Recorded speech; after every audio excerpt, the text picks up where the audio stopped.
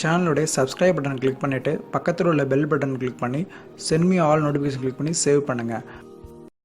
அன்றாட வாழ்வில் நாம் சாப்பிடும் உணவில் அதிகமாக பச்சை காய்கறிகளை சேர்த்து கொண்டால் நம்முடைய ஆரோக்கியத்தை மேம்படுத்தலாம் என்று கூறுவார்கள். பச்சை காய்கறிகள் சிலவற்றை சாப்பிடும்போது சிலர் அதனுடைய தோலை உரித்து சாப்பிடுவார்கள். ஏனெனில் அந்த காய்கறிகள் தோலில் வெளியில் பாக்டீரியாக்கள் மற்றும் இதர கிருமிகள் இருக்கும் என்பதற்காக அதனை நீரில் நன்கு கழுவுவதோடு அதனை தோலையும் நீக்கிவிடுவார்கள். ஆனால் நாம் தோல் உரித்து சாப்பிடும் பச்சை காய்கறிகளில் சிலவற்றை தோல் உரிக்காமல் சாப்பிட்டால்தான் அதனுடைய முழுமையாக சத்துக்களை நாம் பெற முடியுமாம். ஒரு சில காய்கறிகள் தோலில் நார் சத்துக்கள் மற்றும் இதர ஊட்டச்சத்துக்களும் மிகவும் நிறைந்துள்ளது. எனவே சில காய்கறிகளை தோல் மட்டும் உரிக்காமல் சாப்பிடுவது நல்லது.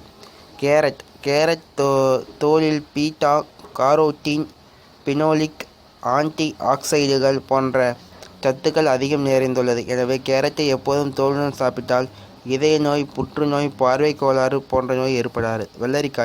வெள்ளரிக்காய் தோலில் கலோரிகள் குறைவாகவும் விட்டமின் கே மற்றும் ஆன்டி ஆக்சைடுகள், நார்ச்சத்துக்கள் போன்றவை அதிகமாக உள்ளது.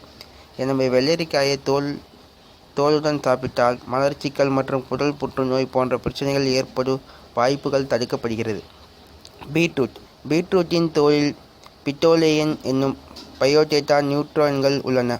எனவே பீட்ரூட் தோலை நீக்காமல் அதை சிறு சிறு துண்டுகளாக நறுக்கி அதனுடன் ஆலிவ் ஆயில் மற்றும் உப்பு சேர்த்து கலந்து வேக வைத்து சாப்பிட்டால் மிகவும் நல்லது. உருளைக்கிழங்கின் தோலில் நார்ச்சத்து, விட்டமின்கள், பொட்டாசியம், காப்பர், இரும்பு சத்து போன்றவை அதிகம் உள்ளது. எனவே உருளைக்கிழங்கை தோலுடன் சமைத்து சாப்பிடுவது மிகவும் நல்லது. ஊதா நிறமுள்ள கத்தரிக்காயின் தோலில் மட்டும் ஆன்டி ஆக்சைடுகள் மற்றும் ஃப்ளவோனாய்டுகள் போன்ற சத்துக்கள் அதிகமாக உள்ளது. எனவே கத்திரிக்காய் வாங்கும்போது ஊதா நிற கத்திரிக்காயை வாங்கி அதை தோலுடன் சாப்பிடுவது நம்ம உடல் ஆரோக்கியத்தை மேம்படுத்துகிறது.